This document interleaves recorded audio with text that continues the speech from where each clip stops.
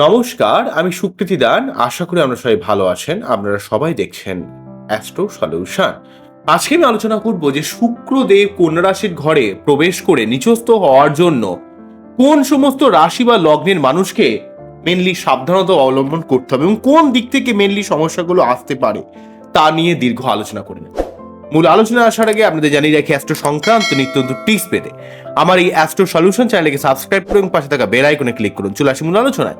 প্রথমেই বলবো, দেখুন, আমাদের শুক্রদেব হচ্ছে আমাদের জীবনে কামনা, বাসনা, ভোগ, আমাদের রিলেশনশিপ, ছেলেদের ক্ষেত্রে তাদের যে ওয়াইফের থেকে ভালোবাসা বা তার ওয়াইফের সঙ্গে সম্পর্ক বা তার ওয়াইফের শরীর স্বাস্থ্য কেমন যাবে বা সম্পর্কটা কতটা ভালো থাকবে এবং সেই সঙ্গে টাকা পয়সা, লাক্সারিয়াস লাইফ, এতগুলো জায়গাকে কিন্তু শুক্র লিড করে। তাই যখনই শুক্রদেব এখানে কন্যা রাশির ঘরে প্রবেশ করে নিচস্থ হয়ে গেল, কবে থেকে নিচস্থ হলো? 25 আগস্ট থেকে 18 সেপ্টেম্বর পর্যন্ত এখানে কিন্তু নিচস্থ থাকে এবং তার সঙ্গে কেতুর সঙ্গে যুক্ত হবে।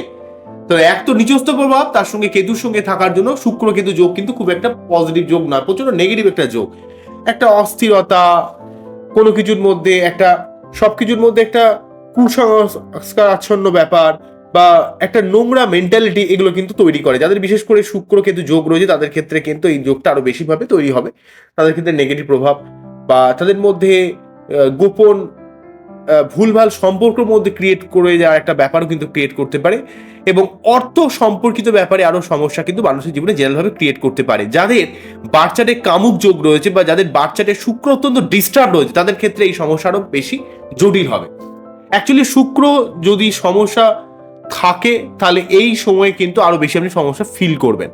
তবে অ্যাকচুয়ালি ভাবে শুক্র কিন্তু আমাদের অনেকটা লোয়ার অর্গানেরও কারক, আমাদের শ্লেষ্মা বা সর্দি সংক্রান্ত প্রবলেম, ঠান্ডা লেগে যাওয়ার ব্যাপার, সেটা চন্দ্র শুক্র এগুলো কিন্তু লিড করে এবং অর্থ সম্পর্কিত ব্যাপারে, রিলেশনের ব্যাপারে, সুখে থাকার ক্ষেত্রে এই ব্যাপারগুলো লিড করে। তবে সব থেকে বেশি ক্ষতি যাদের হবে তাদের ক্ষেত্রে সব থেকে শুক্রের শুভ প্রভাবিত শুভ গ্রহ মানে শুভ লগ্ন যারা রয়েছে, যেমন ধরুন শুক্র যেহেতু এখানে বৃষ লগ্ন, বৃষ লগ্ন, তুলা লগ্ন, মিথুন লগ্ন, কন্যা লগ্ন, মকর লগ্ন, কুম্ভ লগ্ন বা রাশি, এরা কিন্তু শুক্রের সব থেকে বেশি একটা শুভ প্রভাব এদের উপর পড়ে। তো এদের ক্ষেত্রে সব থেকে বেশি ডিস্টার্বেন্স হবে। তাহলে এই প্রথম যে ছখানা লগ্ন বললাম, অর্থাৎ শুক্রের প্রভাবিত লগ্ন বৃষ লগ্ন বা রাশি, তুলা লগ্ন বা রাশি, বুধের প্রভাবিত লগ্ন বা রাশি অর্থাৎ মিথুন রাশি বা লগ্ন বা কন্যা রাশি বা লগ্ন, শনির প্রভাবিত রাশি বা লগ্ন মকর রাশি বা লগ্ন বা কুম্ভ রাশি বা লগ্ন, এদের ক্ষেত্রে কিন্তু শুক্র একটা পজিটিভ গ্রহ পড়ে যায়। অন্যদিক থেকে মঙ্গলের যে লগ্নগুলো রইল, অর্থাৎ বৃশ্চিক লগ্নের ক্ষেত্রে সপ্তমপতি শুক্র, সেও কিন্তু নিজস্ব হয়ে গেল। সেখানেও কিন্তু কিছুটা ভোগের ডিস্টারবেন্স, কিছুটা অর্থকেন্দ্রিক সমস্যা, কিছুটা রিলেশনশিপ সংক্রান্ত সমস্যা, কিছুটা শরীর খারাপ সংক্রান্ত সমস্যা এগুলো আসতে পারে। আবার হচ্ছে মেষ রাশি বা লগ্ন, তাদের ক্ষেত্রেও কিন্তু শুক্র নিজস্ব থাকার জন্য রিলেশনশিপ, শরীর, অর্থ সংক্রান্ত সমস্যা এগুলো কিন্তু ক্রিয়েট করবে।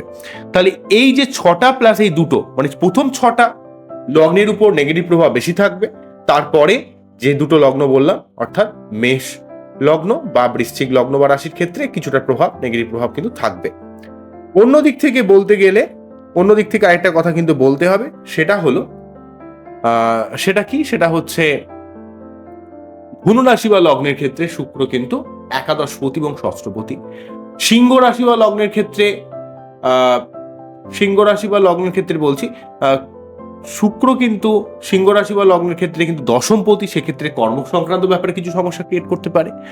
আবার ধরুন যদি বলা যায় যে কন্যা রাশি বা লগ্নের ক্ষেত্রে দ্বিতীয়পতি, বা ধরুন মেষ রাশি বা লগ্নের ক্ষেত্রেও কিন্তু দ্বিতীয়পতি প্লাস সপ্তমপতি।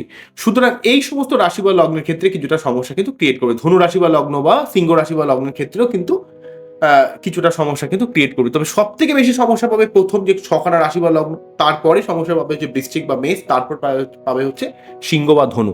তবে যাদের ক্ষেত্রে শুক্র প্রভাবিত বাচ্চার, তাদের ক্ষেত্রে কিন্তু এই শুক্র নিজস্ব থাকার জন্য তাদের একটু অস্থিরতা ফিল করবে, বা যাদের শুক্র শুভ গ্রহ কিন্তু শুক্র বাচ্চাদের সমস্যার মধ্যে রয়েছে, তাদের ক্ষেত্রে এই সমস্যার জন্য বেশি ডিস্টারবেন্স ক্রিয়েট করবে। সেই জন্য এই সময় আপনাকে কিন্তু শুক্রদেবের মন্ত্রপাঠ করতে হবে, শুক্রদেবের নামে আপনাকে পুজো করতে হবে, ঠিক আছে? এবং সেই সঙ্গে কিন্তু আপনাকে প্রতি শুক্রবার যে শুক্রদেবের মন্ত্র, ওং হিমকুন্দ মেয়ালাভ্যাং দৈত্যারাং পরমাং গুরুং সর্বশাস্ত্র প্রবর্তং ভার্গবং পরমাম্মহম, ওং হিমকুন্দ মেয়ালাভ্যম দৈত্যানাং পরমঙ্গুরুং সর্বশাস্ত্র প্রবর্তনং ভার্গং পরমামহম। এই মন্ত্র পাঠ করে তার যে বীজ মন্ত্র ওং দ্রাম দ্রিম দ্রম সহ শুক্রাণম, ওং দ্রাম দ্রিম দ্রম সহ শুক্রাণম, ওং দ্রাম দ্রিম দ্রম সহ শুক্রাণম, এই মন্ত্র পাঠ করতে পারেন। এবং সেই সঙ্গে আপনার বাচ্চা যদি শুক্র সংক্রান্ত কোনো সমস্যা থাকে তাহলে হোয়াইট জারকন, ডায়মন্ড পড়তে পারেন। তবে এগুলো কিন্তু বাচ্চার অ্যানালাইসিস করে করা উচিত। তবে সাদা কালার ইউজ করতে পারেন, বা বৃদ্ধাঙ্গুলিতে একটা আপনারা রূপোর আংটি পরতে পারেন, সেখানে অনেকটা উপকার পাবেন। বা হাতে রূপোর একটা ব্রেসলেট পরতে পারেন, এভাবে করতে পারেন। বা ছমুখী রুদ্রাক্ষ পরতে পারেন, সেখানেও কিন্তু অনেকটা হেল্প পাবেন। বা 13মুখী রুদ্রাক্ষ ধারণ করতে পারেন, তাহলেও কিন্তু শুক্র গ্রহকে অনেকটা স্ট্রং করতে পারবেন। এইগুলো করতে পারেন, এগুলো করলে অনেকটা লাভ পাবেন। তবে আপনার বাচ্চাটি যদি শুক্র কোনোভাবে নেগেটিভ থাকে তার অবশ্যই সঠিকভাবে প্রতিকার করবেন। কারণ সঠিকভাবে যদি প্রতিকার করতে পারেন তাহলে কিন্তু অনেকটা সমস্যা কিন্তু কাটিয়ে দেওয়া যেতে পারে, অনেকটা প্রবলেম কিন্তু আপনাকে মিটিয়ে দিতে পারে। এই হলো মেন ব্যাপার। তো আজকে এখানেই থামছি, আবারও দেখাবো নতুন কোনো ভিডিও নিয়ে। আপনারা সবাই ভালো থাকুন, সবাইকে ভালো রাখুন, এই যে অনুষ্ঠানটিকে শেষ করছি। তবে অবশ্যই এই যে 25শে আগস্ট থেকে 18ই সেপ্টেম্বর পর্যন্ত শুক্র নিচস্থ রয়েছে, তার জন্য আপনাকে অর্থ বিনিয়োগের ব্যাপারে সাবধান থাকতে হবে, অর্থনৈতিক ক্ষেত্রে সাবধান হতে হবে। সর্দি সংক্রান্ত প্রবলেম বা কিডনি সংক্রান্ত প্রবলেম যাদের রয়েছে তারা কিন্তু অবশ্যই সাবধান হবেন। এবং সম্পর্কের ব্যাপারে কোনো রকম ঝুঁকি নেবেন না। যাদের লাইফ পার্টনারের সঙ্গে একটা মতবিরোধ চলছে সেখানে কিন্তু কোনো রকম দুমদাম কিছু কথা বলে দেবেন না, তাহলে কিন্তু সমস্যা ক্রিয়েট করতে পারে।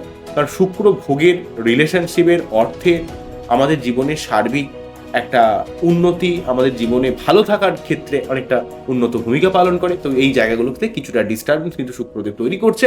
তো এই জন্য কিন্তু শুক্রদেবকে পারলে প্রতিদিনই শুক্রদেবের অন্তত 28 বার করে মন্ত্র পাঠ করুন, তাহলে এই নেগেটিভ অবস্থা কিন্তু ফিল করতে হবে না। তো বোঝা গেল কি বললাম।